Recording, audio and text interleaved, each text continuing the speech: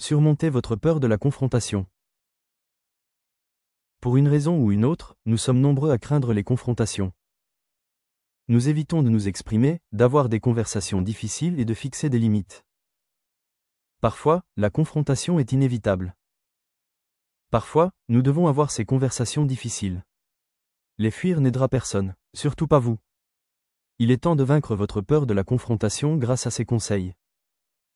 La confrontation fait souvent partie de la vie. Il n'existe pas de vie sans confrontation.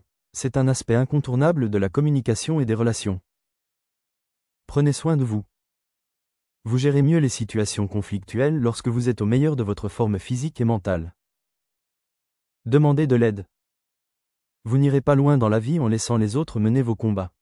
Cela ne signifie pas que vous ne pouvez pas demander conseil et soutien. Choisissez le bon moment et le bon endroit. Les confrontations sont déjà suffisamment éprouvantes pour les nerfs. Pourquoi ajouter du stress en choisissant le mauvais endroit et le mauvais moment? Apprenez à communiquer efficacement. Les confrontations sont moins stressantes lorsque vous disposez des compétences nécessaires pour y faire face. La compétence la plus importante à développer est la communication. Découvrez pourquoi vous avez peur. Lorsque vous savez pourquoi vous craignez une confrontation, vous êtes mieux armé pour y faire face.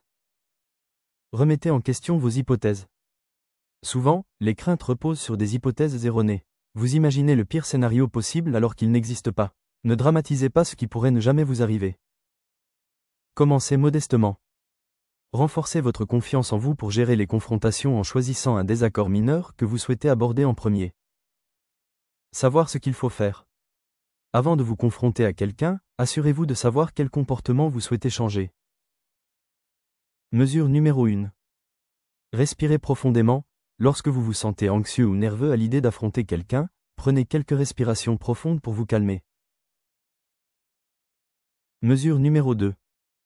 Changez votre état d'esprit. Plutôt que de considérer la confrontation comme une expérience négative, changez votre état d'esprit pour la percevoir comme un vecteur de changement positif. Mesure numéro 3. Jeu de rôle pour préparer une confrontation.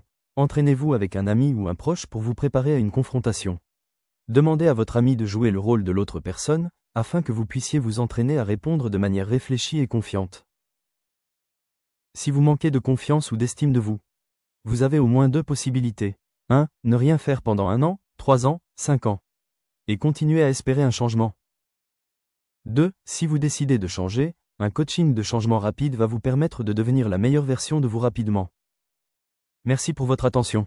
Yves Joly, marketingformation.ch et coachingsuccès.ch